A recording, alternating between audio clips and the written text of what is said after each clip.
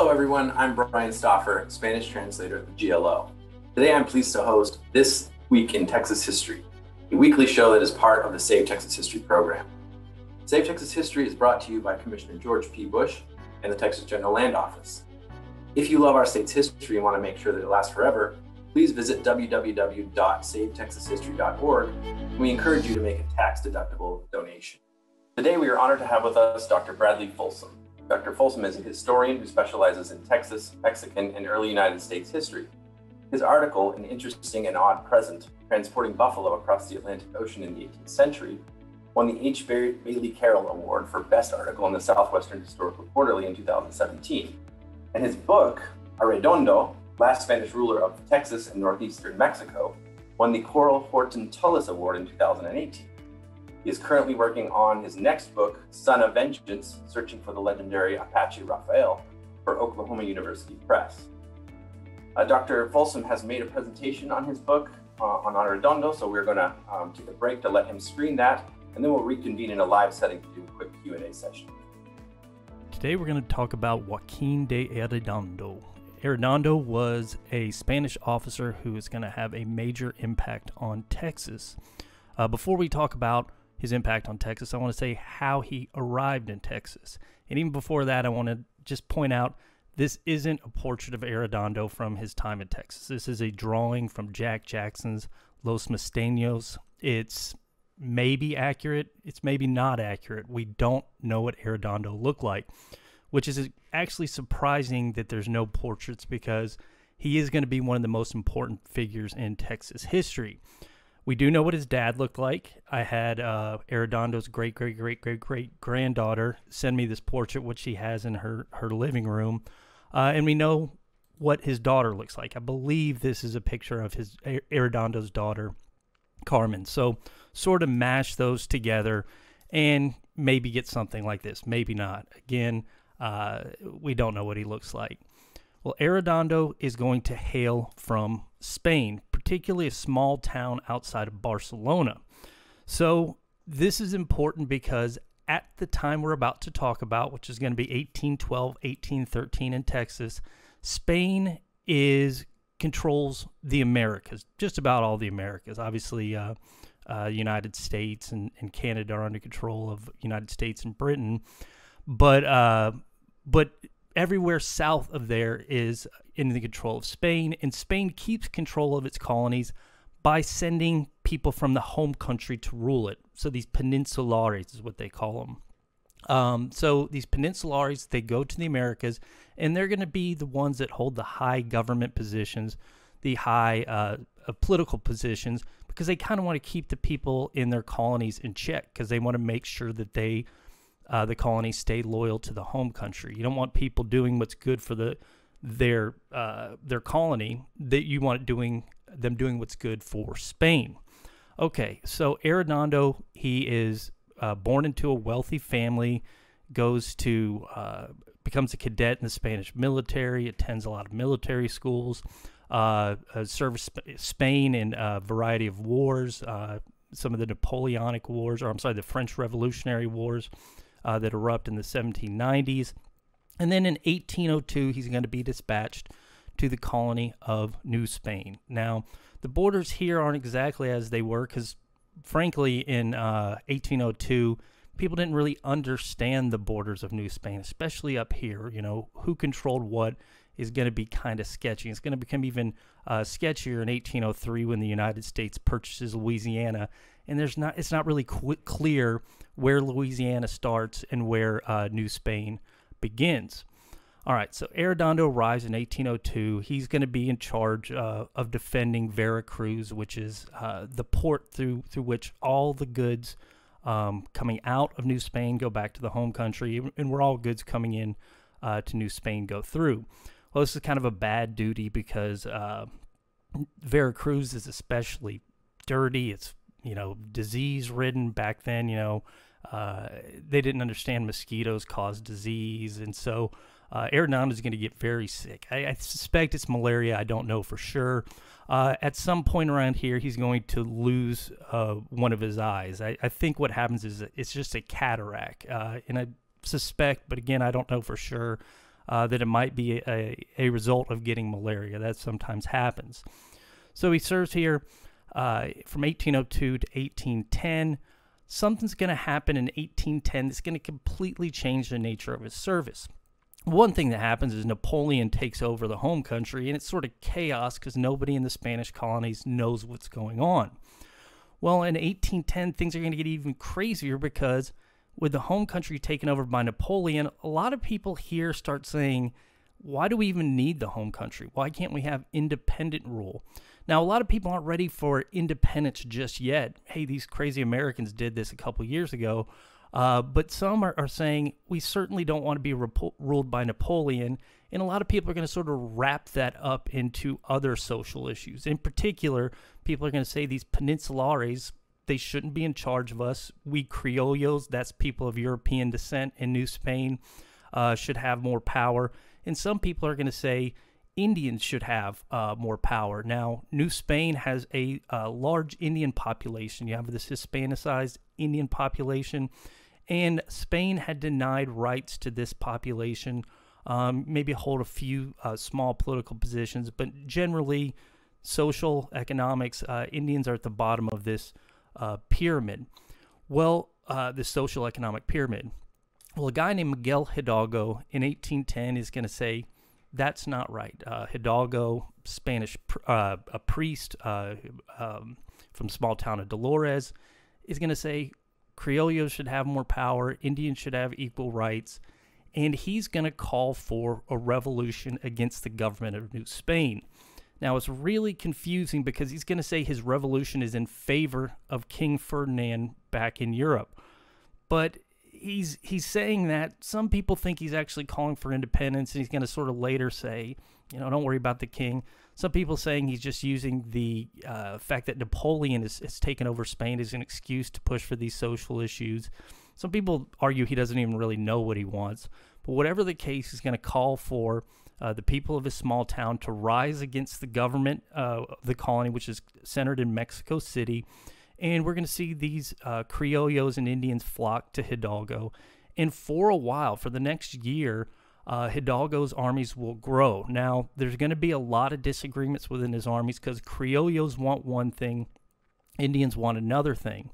But what we'll see is that eventually Hidalgo's army is going to march to Mexico City. It's going to start to, his movement will start to fall apart outside of Mexico City, and he's going to end up fleeing north to try to get to Texas to get to the United States because he thinks the United States will help support his revolution.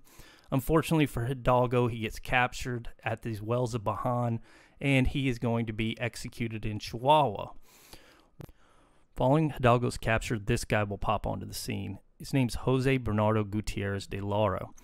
Gutierrez de Lara was from Nuevo Santander, and like Hidalgo, he felt that New Spain was in need of social and economic reform.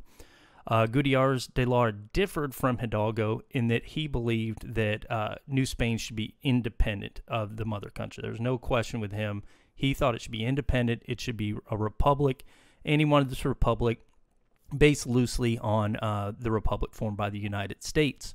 Well, Gutierrez de Lara, after Hidalgo's executed, he determines that I need to do something to re-spark revolution. So what he's going to do is he's going to travel to the United States, where he'll meet with the Secretary of State, James Monroe, and they're going to discuss the possibility of using the United States as a base from which to bring revolution to New Spain. Well, there's a lot of debate about what they talked about. Some people think Monroe basically said, yeah, we want this to happen, and we're going to do things to help you, but not, overtly. We don't want to go to war with Spain. Other people think that Monroe sort of dismissed Gutierrez de Lara. I think probably the first one is more likely. Monroe liked the idea of helping Gutierrez de Lara, but the United States is about to go to war with Britain. There's a lot of trouble coming over there. The U.S. is kind of planning an invasion of Canada. We can't really invade New Spain at the same time. But at the same time, U.S. is thinking, it would be great if there were more republics in North America. And the U.S. believes that Texas had been part of the Louisiana Purchase. maybe if this guy's successful, we can somehow get him to negotiate Texas as part of this independent state, Texas going to the United States. Whatever the case, he sends Gutierrez de Lara to the governor of Louisiana and says, this guy's looking for help with his invasion of Texas. You know, again, don't offer him some overt help, but maybe introduce him to some people that can help him out.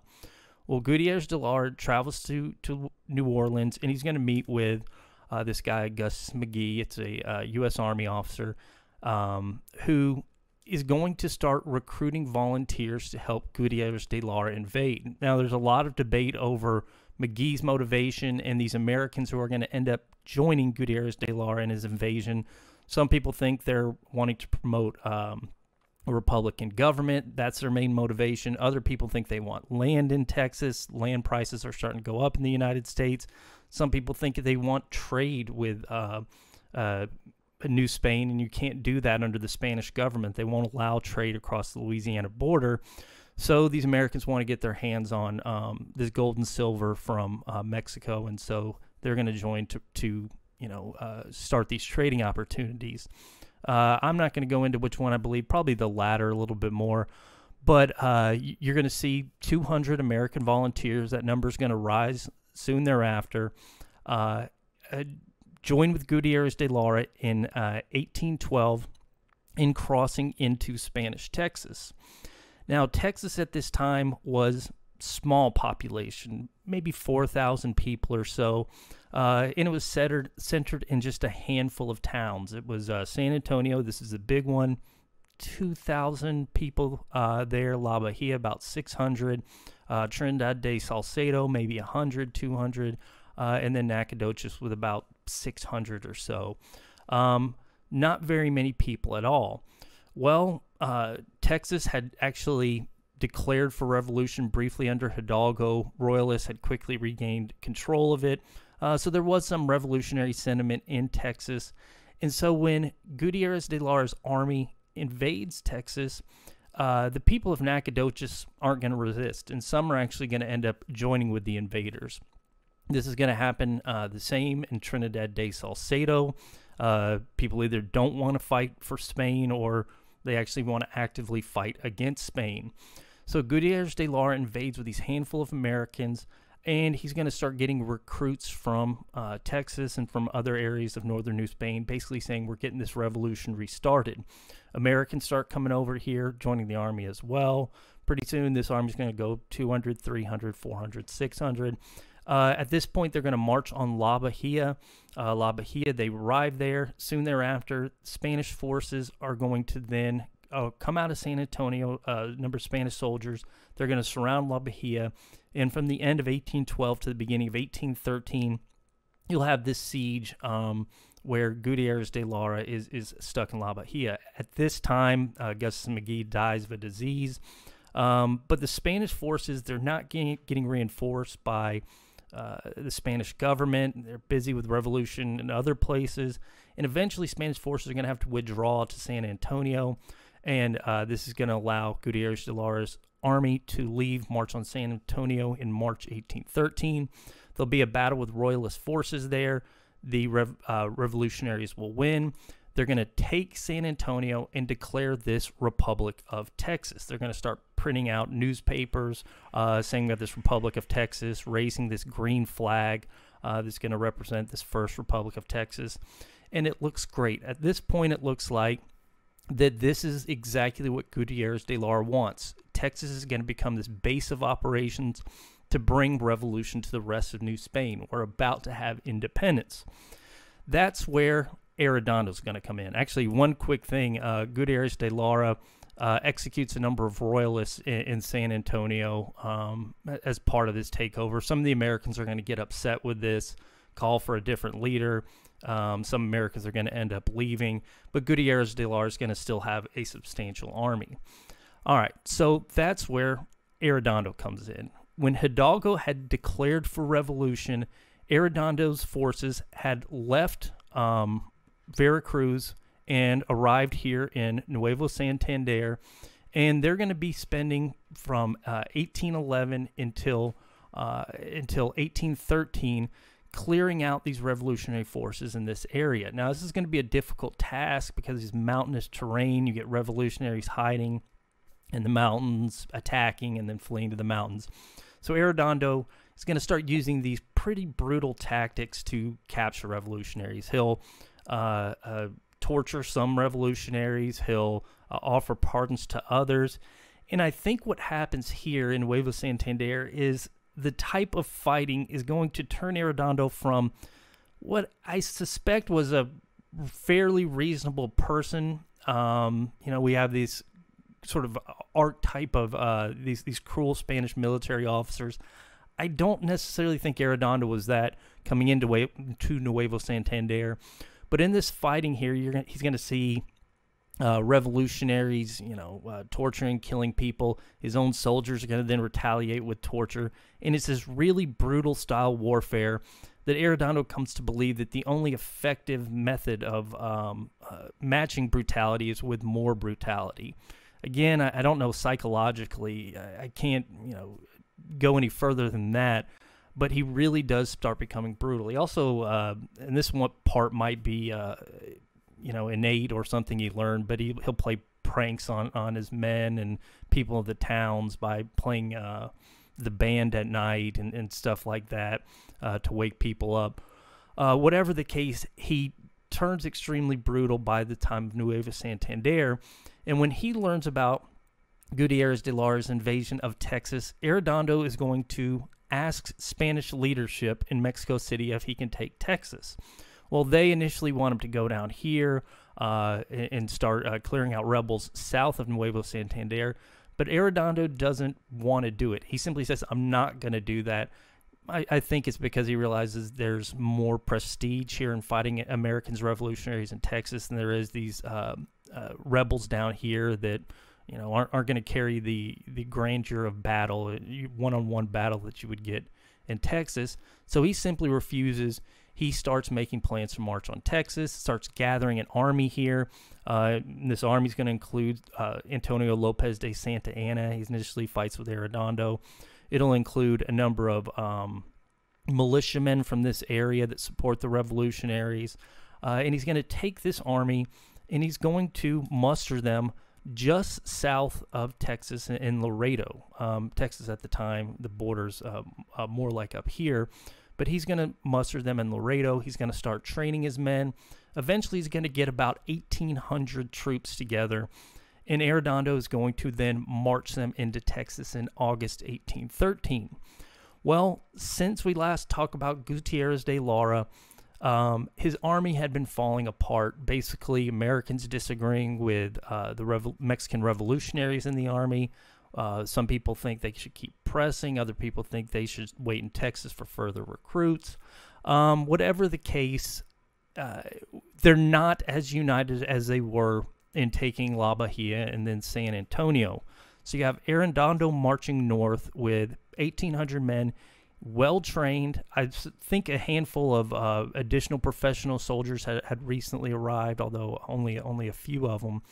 And then they're going to march to San Antonio, and they're going to be just south of San Antonio on the morning of August 18th. Well, the revolutionaries in San Antonio had learned of the march north, and they'd planned on setting an ambush for the royalist forces in this field just south of San Antonio. Unfortunately for them, Arredondo sends some scouts out, and these scouts will detect the revolutionaries' ambush. There's going to be a small firefight. The revolutionaries see these scouts, 200 or so of them. They think that's the whole of the royalist army, and they're going to decide to set off out of their ambush in pursuit of the royalist scouts. Again, they don't think they're scouts. They think they're the whole of the Spanish army. Well, the scouts are going to lead the men, now under this guy named Toledo. They actually kicked Gutierrez de Lara out. Americans were upset about his executing the Spanish soldiers. And so Alvarez de Toledo is going to lead the army out. The army at this point has separated itself into Mexican revolutionaries and the Americans. They're not working together, and they're going to start pursuing the Spanish scouts south. Now, we don't know exactly where they go. I think we're pretty close. We got a very good idea of where this battle is going to take place. But they're going to start pursuing them into this sandy area just south of San Antonio. And the problem is this sandy area makes it difficult to drag cannons through it. So the Americans and revolutionaries, they're going to actually abandon a lot of their cannons. They're going to start drinking the water out of the cannons because that you need to fire the cannons. And they're going to leave some of this behind. You know, you can imagine August in Texas, hot. These guys are sweating. They're exhausted. But again, they're thinking, you know, only 200 guys. We can take these guys out no matter how tired we are. Well, unfortunately for them, Arredondo, his scouts arrived, and they told him that this revolutionary army is coming after him. This allowed Arredondo to set up this sort of battle formation. This is a very rough sketch. But Arredondo basically had his cannons lined up and his soldiers with their muskets lined up and concealed them, at least partially concealed them, behind some brush. There's, again, some debate about what exactly type of fortifications he put up. But he hides his men and he says, allow the Republicans to come in, let them get it within, I think it's 40 yards. When that happens, start firing, okay? All right, well, the Republican army falls into this trap. They enter this region, Arredondo's soldiers start firing, and you've got the beginning of what we're going to call the Battle of Medina. Well, this battle starts taking place, and Arredondo's forces are going to start decimating the Republican army. Now, there's a lot of disagreements over what happened here. Some people think the Republican army is going to successfully fight back, almost push back the Spanish army, but Arredondo will order this cavalry charge that surrounds them. Whatever the case, the Republican army, numbering maybe 1,300 at this point, is going to start collapsing. The Spanish army will start closing in on them, and only a handful of people are going to be able to flee the battlefield. Arredondo will order his men to execute those fleeing and execute anybody captured inside the circle. Again, he learned these brutal tactics in Nuevo Santander. Well, Spanish soldiers will start executing these soldiers as they're fleeing. They're going to end up pursuing the revolutionaries into San Antonio. They'll kill a number of them that are in hospital beds there. And then Arredondo is going to tell his men to not only execute the people that actively fought against the Spanish in battle, but those who supported the revolutionaries. So merchants who sold to the revolutionaries, maybe people that were, again, like people in the beds that were sick but had fought previously with the revolutionaries. Arredondo orders them initially locked up into this really tight corridor, priest quarters, and then he's going to select a number for execution. And 40 one day, and then he's going to keep 40 up the next day, and the next day. You know, pretty cruel stuff that's going to happen here. Others are going to be put in work detail, cleaning the streets. The women who are the wives of the revolutionaries, daughters of revolutionaries, will be locked in this place the Spanish are going to jokingly call La Quinta, or, you know, country retreat, where they're going to be forced to grind tortillas for the Spanish army, which is going to become even more problematic because additional Spanish soldiers will arrive shortly after the occupation of San Antonio, and feeding, what would that be, 3,000 soldiers, something like that, is going to be very difficult. So this is going to be pretty cruel, hard work. All right, well, while Arredondo is torturing people in San Antonio, he sends some forces out to capture the fleeing revolutionaries. Some people are going to get out of San Antonio beforehand, and you're going to have Americans who escape the battlefield trying to get back to the United States. It's actually interesting because the Americans that are fleeing past San Antonio, Spanish forces are going to end up letting them go. It's kind of an unusual thing that will kill you if you're captured actively in battle or in this territory, but maybe a diplomatic incident if we kill you this close to the United States. So they let them go. But a number of this fleeing families that they'll capture here, they're either going to capture them and send them back to San Antonio, or in some cases they'll just actively shoot them when they capture them. So when they get to Trinidad de Salcedo, one of the, again, few towns in Texas, it had actively supported revolutionaries. Now, most of the people who were living here had either joined the army, been killed in the Battle of Medina, or they had fled to Louisiana, but the Spanish just burned the town to the ground. When they get to Nacogdoches, by the time they get there, they actually don't even get there because they realize what's happened before that. Everybody's abandoned it. They've heard what's been happening, and they know they actively didn't fight the Spanish, so they're going to flee. So the town of Nacogdoches is abandoned. Trinidad de Salcedo is burned to the ground. So what this means is by the end of 1813, Texas has just lost half of its towns, okay? So from 1812 to 1813, essentially the eastern half of Texas is gone. And a good chunk of the population is gone. Again, estimates on how many revolutionaries died, I see some new research saying it was less than the numbers usually given, which is 1,200 out of 1,300 men. But a lot of them did die. And then you add on the executions in San Antonio, and you're going to get upwards of 2,000 people in Texas dying or fleeing to the United States in the aftermath of the Battle of Medina. This is obviously problematic because you just cut the population of Texas by a third, maybe even more than that. And now you've got this eastern half that's completely unpopulated, and you got this United States over here looking at Texas and saying, man, it's empty. I kind of want that.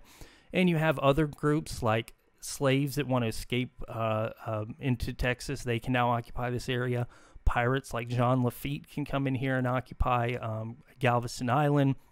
You've got, again, contrabanders. Spain doesn't want trade with the United States. Now you've got this area where these guys can operate. So what Arredondo now has to do is fix what he's broken, okay? So we got rid of the revolutionaries and we got rid of this American invasion. What do we do now? And that's kind of what my book focuses on, at least the last half of it, is how Arredondo deals with this mess that he's created. And we're back with Brad Folsom, the author of Arredondo, the last Spanish ruler of Texas and Northeastern New Spain. And we're going to do a bit of a Q&A session here. So Brad, can you tell us, how did you become interested in Joaquin de Arredondo, and what surprised you the most in the course of your research on it? So I think, like many Texans, before the Alamo, I didn't know very much. I just thought, I don't even know what I thought, to be honest with you, but I took a class with Randolph Campbell, a Texas history class, took a class with Rick McCaslin, and they introduced me to Don Chipman, for those who know him. And he's an expert on Spanish Texas. And I got to talking to him. He was retired at the time, but he kind of introduced me to this colonial period, this period where Spain came in, explored, and then finally settled in the region. And it just surprised me that there was things before the Alamo. I mean, you heard about Stephen F. Austin, Moses Austin, a little bit about that, but, going back hundreds of years. So I got this friendship with Dr. Chipman, and it was coming time for me to do a PhD, a dissertation. I didn't like my master's thesis topic. I felt that had been done before. And I get to this conversation with him, and he pointed out this Arredondo guy and said, I don't know anybody that's affected Texas history more than him, that there's not a book on already. And so he suggested I look into this guy that, had a pretty horrible reputation from the few people that have talked about him before. And I started looking into it, and sure enough, there's a lot out there on him. People have written on him, but nobody'd written a full thing on him. There was a master's thesis in the 1930s.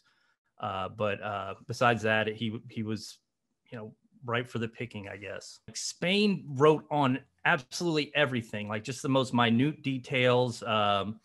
Somebody, messed up the bell in the church or something, they would write it down. So when I was going in, I was expecting, and I think a lot of people, before they really get deep into history, are expecting to find a handful of documents and sort of have to write pages on, 3 pages out of 1 page. That absolutely wasn't the case with Arredondo. He just alone in these microfilm collection at UC Santa Barbara, there's 4 full microfilms written by him. And then you add on the Behar archives, you add on these archives in Spain, and 10,000 documents. I'd never counted them. So it was a matter of actually cutting down on documents. That was really surprising to me. Yeah, so you mentioned these different archival collections you use. Which would you say was the most important for your research, and what methodological obstacles did you face when writing this book? It sounds like part of the problem may be that the records themselves are dispersed. There's not one place you can go for all things Arredondo. Yeah, absolutely. So that is like a dream, I think, of everybody that's into history, is collecting archives from everywhere. I don't know how you could do it. I mean, I've seen people put up pages. Here's a link to this. Here's a link to this. And then you have the fact that vast majority of these things at this point aren't digitized. So like, we can't even get the digital ones organized. How are you going to get the physical and digital ones organized? But the ones that were most important to me, as far as the physical ones, I went to this Archivo Militar in Spain. The thing was literally in a castle. It was incredibly cool. You go up to this huge city and, this prime real estate, which I really appreciate the Spanish government leaving this for an archive. But you go into this castle, you go into this back room, and you have these Spanish officers and members of the military bringing these old documents. And that was one of the most important, because there's a time period from Arredondo's early life where we just don't have anything. But you go there, his service record's not available anywhere else. I was able to get his service record from there. That was important. And then also in Spain, I was able to go to the Archive of the Indies in Sevilla, and they had documents over his life after he leaves the Americas. He goes to Cuba for a while. Nobody knows what happened to him. The only information we have is from his son-in-law. But over there, they talk about him getting sick in Cuba and, sending these words back to Spain. So that was important. Probably biggest microfilm collection. UT has all these archives that people had gone down to Mexico, taking pictures of it. And they have this huge collection. And I found a lot of documents there that people hadn't written on before, which is surprising, considering that, it was right there at UT. But that was very important. And then as far as like digital archives, UNT is doing an awesome job with its Portal to Texas History, digitizing old books, that are public domain and old newspapers. And I found that was great. And then Spain has also been digitizing a lot of their documents for this Paris website. I think it's paris.mcu.es. I could be wrong about that. But yeah, that's it. Okay. But yeah, that's fantastic. And so stuff that I missed when I was over there, I was actually able to find on that website. And so I think they keep adding to it. And I think a lot of the stuff that when I started this wasn't available digitally is now available digitally. And I think that's great. And, but yeah, as far as my research, those were the most important. Now, as far as like what problems I faced with the research, I think the biggest problem is I hate inferring. And I know it's a whole job of historians, so I kind of feel silly saying that, but I like people to tell me what they're thinking. I don't like to have the information and then sort of have to guess at it. Let me say this. I don't mind guessing, but I like to point out that what I'm saying is a guess. Like, so, you'll notice in the book, he may have referred to this, or he probably was saying this. That's because these Spanish documents, they're not very introspective, So if you have, you're talking about John Adams. John Adams is actually a really great example. You'd have the official document from him as president. Then he'd go to his journal and he would just say exactly what he's feeling. And so what he's saying to the public, but you also know how he's thinking because he wrote it down. You don't get that with these Spanish documents. You've got, again, thousands and thousands of these official documents, but they don't say, this is why I did this, except for generic reasons. I did this because I love the king, or I love the Catholicism, or I love God and that type of thing. So you kind of have to guess that motivation, which I hate doing. I really don't like to do it. So One of the things, again, you'll see in the book is a lot of probably thought this, or, you know, it would make sense that they did this. So that was a methodological problem that I faced. Yeah, that's really interesting because it seems to me that that probably shapes, right, the kind of narrative you can tell about this person. Uh-huh. And I want to talk for a minute about Arredondo's reputation, right? He's typically portrayed as this kind of arch villain, especially by Texans for, you know, his treatment of folks after the Battle of Medina. And he's often kind of symbolically linked with Santa Anna, of course, who served under Arredondo. But you show that brutality was just sort of one side of his ruling style. Can you talk a bit more about his more kind of reformist impulses? All right. So as Commandant General, which is the position Arredondo was serving under, you are responsible. The main reason it was created was to deal with Apaches and Comanches. But it kind of evolved to, you're supposed to grow the economy of the northern provinces. Later on, you're supposed to protect from the United States. So he's not responsible for doing city stuff, you know, like he's not responsible for public schools, that type of thing. But Commandant General started to get involved in that type of thing as well. So it's not a specific part of the job, but you did see some Commandant Generals take on those tasks. And Arredondo did do that a lot with the city he made his capital of Monterey. Basically, you read all these stories from back then, and it sounded really gross, you know, like they would talk about these canals where people would just, you know, throw waste into them, things like that. And, you know, at one point, and we'll talk about this, I'll talk about this more in a second, but you had these smallpox outbreaks and you just like have bodies laying everywhere. Well, he would do a lot as far as like trying to clean up Monterey. Like, for example, he created like a whole canal system because there was water festering in the streets. And back then they didn't understand mosquitoes caused past disease. They just thought it was bad air, which is kind of interesting because they thought bad air would be created by stagnant water. And so it was, in effect, the mosquitoes, you know, laying eggs in the stagnant water. So one of the things, again, they didn't know that, but he created all these canals and these channels to sort of get that off the street, repaved a lot of the streets. Interestingly, smallpox. So you had this smallpox inoculation procedure in the 1700s where they would basically cut your skin open, rub a scab of, it's called inoculation or variolation. I'm sorry, variolation. And they would rub a milder version of smallpox, and you would get smallpox, but it would not be as severe. Some people would die from that. So this isn't going to be the vaccination. That's going to come along shortly before Arredondo takes office, where people realize if you get cowpox and infect somebody with that, they'll be they won't get full smallpox if they get the cowpox vaccination. So that gets up there with the guy before Arredondo, a guy named Nemesio Salcedo. He does this full vaccination program, spreads it to 7,000 people, something like that. Doesn't get to everybody. And part of the reason it doesn't get to everybody is because you got a lot of people, and you can imagine, certainly at the time, the idea of infecting yourself with a cow disease kind of sounds crazy. So Arredondo, he sees this smallpox epidemic start spreading, and a lot of people aren't vaccinated. So he does something similar to what we see as a result of the most recent pandemic. He sets up little stations in the cities where people report to get vaccinated, and he actually makes it illegal to spread misinformation about the vaccine. Like, you get these shamans saying you can cure with vegetable juice and things like that. And he says, if you start saying this, we're going to kick you out.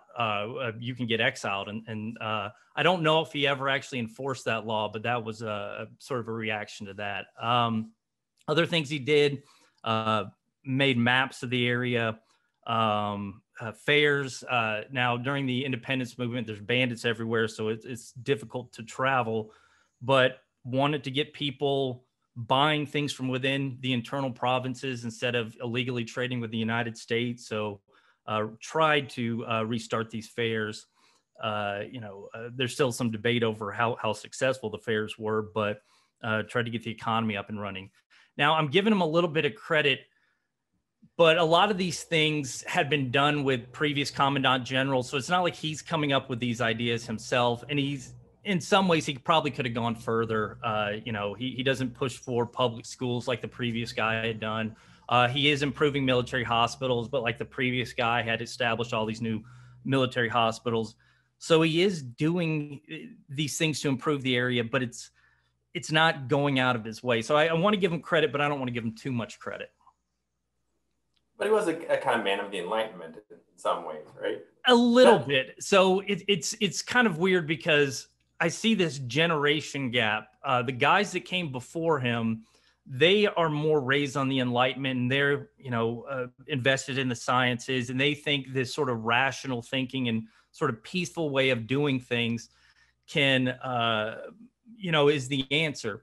And you absolutely still see that with Arredondo and the Viceroy of Mexico, Calleja.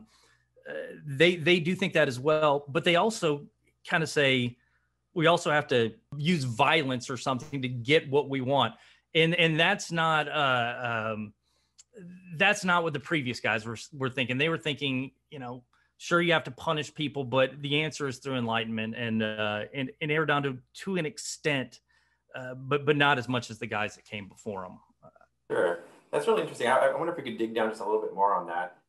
One of the most interesting things to me about your book was this kind of conflict exactly between, you talk about how sort of like traditional kind of kingly legitimacy was breaking down at the time of, certainly by the time of the Mexican independence movement breaks out. You have things like the Enlightenment thought and revolutionary activity and the Napoleonic crisis going on in Iberia. And Arredondo to me seems to be kind of caught between these tendencies, right? Because he's on the one hand, he's defending royal rule in Mexico, but on the other, you say he's kind of like arrogating for himself some of the powers of a viceroy or king, or trying to make himself this kind of regional strongman, for example. Can you talk a bit more? Do you see that in that same way, or am I just sort of making that up? No, you're absolutely right. Like the term caudillo, I'm not an expert in the term, but I think it fits Arredondo perfectly. It's this kind of regional strongman that maintains order through whatever methods they can get, usually violence, something like that. And that's the method that Arredondo is going to employ. And you're going to see that caudillo term. A lot of people say it originates in the War of Independence, although other people say it goes back to the Reconquista. You had these regional lords that would push back the Moors and then, take control of things, and they would keep the Moors from coming back and that type of thing. And they sort of gain that legitimacy. And then, you see the conquistadors come into Spain in the 1500s and start taking over things and handing out, gifts to people, but then also fighting the people that don't do what they say. So some people see it as sort of this Spanish tradition. And then other people say it's at least accelerated during the War of Independence. I don't know which interpretation is correct, but the way I see things is Arredondo saw, realized that I'm not going to get people to listen to me unless I use violence primarily. And, but I also need the legitimacy of, the king. So I can't just say, I'm the toughest guy around. I'm going to beat you up. So you listen to me. I also need to, have the traditional means of rule. So I need to say that I'm working for the king. And I do think he wanted the king to rule, but I think it's almost like this tier system that he believed in. So the king's at top, I'm down here, you guys are down here. And I think that's sort of what he enforced. It was, I don't know if I'm explaining that properly, but it makes sense. I kind of wondered, Arredondo is a royalist almost to the end. It seemed like he's one of the last to sort of sign on, right, to Mexican independence. But do you think that some part of him, I know you want to speculate about what he thought really, but some part of him, did he think or did he know that monarchy was kind of going away, that it was coming to its end? I mean, that's an amazing question. That really is. My thinking is that he, even up to and including independence, when Iturbide took over, I think he thought that the king was coming back. And there's he's going to work with the independence government, which is sort of the counter argument to saying that he didn't think that. But then when they kicked him out, he's going to work to try to get the king back into Mexico. I go back and forth with that one. I think that maybe if he did think the king was going to go away, it wasn't until well into 1820, 1821, and then he started maybe thinking this. But I don't think he saw the writing on the wall until the very end, if he did ever see the writing on the wall. Yeah. I mean, that's such a good question, and it's one of those things again where we won't know because he didn't write down what he was thinking. And so, like when he's talking to Iturbide and the independent government, he's saying, I kind of want to keep my position here. So you guys are the best. Let's be buddies here. But then when he's talking to the king, he's saying, I was fighting for you the whole time. These guys just, they beat me. I couldn't help you out. So I don't think we'll ever know what he truly thought. But again, if I had to guess, I'd say he thought the king was going to rule until the very end. Yeah, and it's easy. I guess it's easy for us, like from this vantage, to say, well, yeah, the monarchy is going. It's it's a thing of the past, and he must have seen that. But actually, like the more you dig into the independence process in Mexico, it's so messy. You know what I mean? Absolutely. Like the original outbreaks are really in favor of the king. Who was deposed by the Napoleonic crisis, etc. So yeah, you're right. It's a very complex question. I wonder if I could shift gears and ask you a GLO-centric question. I'm doing this for all the folks that I interview. So Arredondo approved Moses Austin's petition to settle Anglo-Americans in Texas in 1821, thereby setting the stage for kind of Anglo-colonization of Texas with all of its ramifications. Can you talk a bit about Arredondo's thinking on the question of colonization, especially given his strong Catholicism, which you show? Was he at all worried about allowing in these Protestant Anglos? And why, of all the different proposals for colonization, do you think Moses Austin's was the one that was chosen? So I think it was less he was worried about the Protestantism, although there is these Protestant stereotypes that the Catholic Spaniards would have. But I think it was just he was more worried about American influence in general. So, as the book talks about at the very beginning, there'd been a lot of Americans coming into Texas, or at least people from Louisiana that had lived partially under the United States and under France. They came into Texas under the previous commandant general. A lot of those guys were engaged in contraband trade, and a lot of them ended up joining the Gutierrez-Magee expedition fighting Spain. So Arredondo sees those guys as, traitors, and then he has just these general distrust the United States in their Republican government. And so he didn't like Americans. He thought they were, obsessed kind of with money would be part of it. Previous Commandant General had said the same thing as well. And so I don't think it's the Protestantism, because Arredondo himself wasn't a very good Catholic. He slept around on his wife. He had mistresses out in the open. He would argue with the bishop in Monterey a lot. But I just think it's the fact that he had this evidence that Americans, even those who had lived under Spain previously, would turn against him. And again, by the way, I should point out that the Americans, it kind of made sense, because Spain's policies of not allowing trade with Louisiana, I mean, it was so debilitating to the settlers of Texas. I mean, it made sense for them to contraband trade. But Arredondo's not thinking this, multifaceted thing that we are thinking in the future. He's just thinking these guys betrayed us. They're contraband trading, and then they turned and tried to fight Spain. So he viewed them sort of as traitors and didn't trust them, throughout most of his time. Now, as far as why he approved Moses Austin's settlement contract, I think the biggest reason he did it is that he had a number of other plans in the works at the time. So Spanish ambassador to the United States was working on settling Swiss, something like 10,000 Swiss families in there. Spain was allies at the time with the Swiss government. And then it's talking about possibly getting Canadians to move into Texas. There was this talk about getting from some of the interior provinces, getting some of those families to move to Texas. One of the most interesting ones, and kind of really curious to see how this would have played out. He was trying to get a lot of these Mississippi culture Indian groups like the Caddos and possibly the Cherokees to move into East Texas. You know, the United States is starting to do these policies that are pushing a lot of them off their land or decreasing the size of their treaty area. And some of these Eastern tribes, we got to go somewhere else. So the previous Commandant General had been working with them on settling into East Texas. Arredondo starts picking up on that. So, and also creating a new port in Texas. None of those things ended up coming through. Hypothetically, let's say the settling of the Caddos and Cherokees that happened in East Texas during Spain, what if they in 32 or something rebelled against Spain, created their own independent republic or whatever?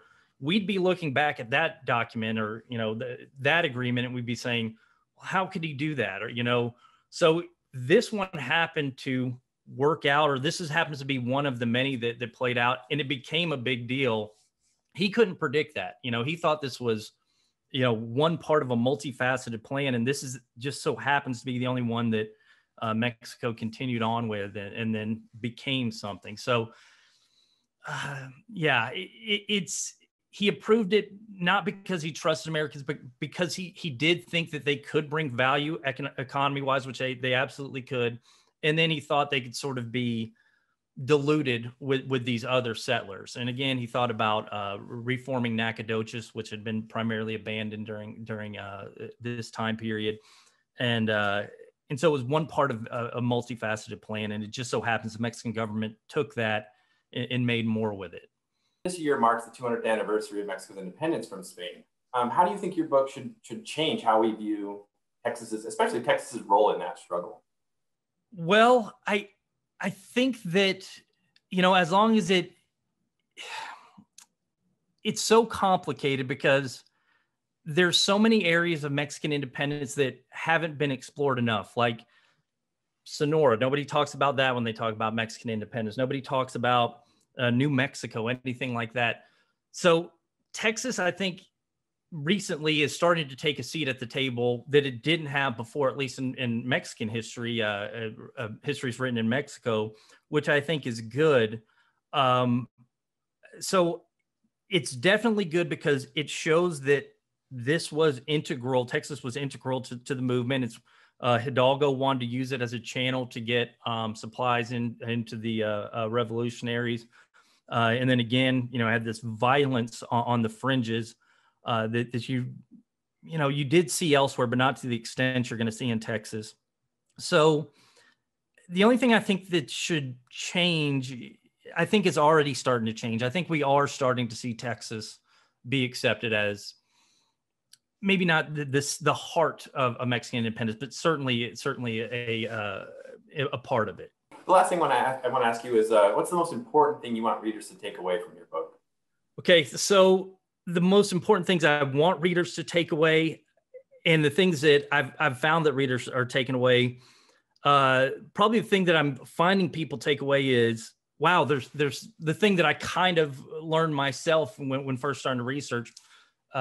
Stuff happened before the Alamo, which I think is great. That's, you know, the Alamo didn't happen in a vacuum. The Texas Revolution, there was stuff that led to it. You know, it wasn't Santa Anna didn't just come there and decide to kill people for the people at the Alamo for no reason. And the people of San Antonio were sort of hesitant to get on board with the Texas Revolution because they had experience of what happened before. The stuff that happened at the Alamo and the Texas Revolution in general obviously hadn't happened the same before, but there, you know, history rhymes, and you'd seen some undercurrents that were there previously that you saw in 1812, 1813. So again, that'd probably be a good thing is stuff happened before the Texas Revolution. Another thing is that, you know, I'd like to think that this doesn't excuse what Arredondo did, because the stuff he did is horrible, but I'm hoping it to an extent humanized him, because I think a lot of things we do in history is we, maybe even more so these days, we look at somebody and we automatically say, bad person, throw it away. and then we don't think, why did this person do things that are bad? Like, what led to this? And I think when you talk about Arredondo, he did some awful things, but I think he was conditioned by his place in the Spanish, political social system. And then he gets to Mexico. He experiences in 1810, 1811, 1812, this horrendous type of warfare that's happening in Nuevo Santander. And this sort of introduces him to this violence. And so he's conditioned by this when he gets there. Again, it doesn't excuse what he did. And you see a lot of people within his own army react and saying, what you're doing is terrible, but it helps explain. And I think that's important, because I don't think history is good if we just wag our finger at somebody. I think it's good if we look at somebody and say, how do we avoid what happened to them? And so I hope that that's what it does, is it, humanizes Arredondo to an extent. Well, thank you. The book is really nuanced, and it's been really great to have in the GLO's library collection. I've definitely already used it several times in my own research and references and things like that. So definitely, if you haven't read it, Brad Folsom's book, Arredondo, Last Spanish Ruler of Texas and Northeastern New Spain, is really great. Brad, thank you so much for being with us today on this Save Texas History interview. I appreciate it, Brian. All right, we'll talk to you later.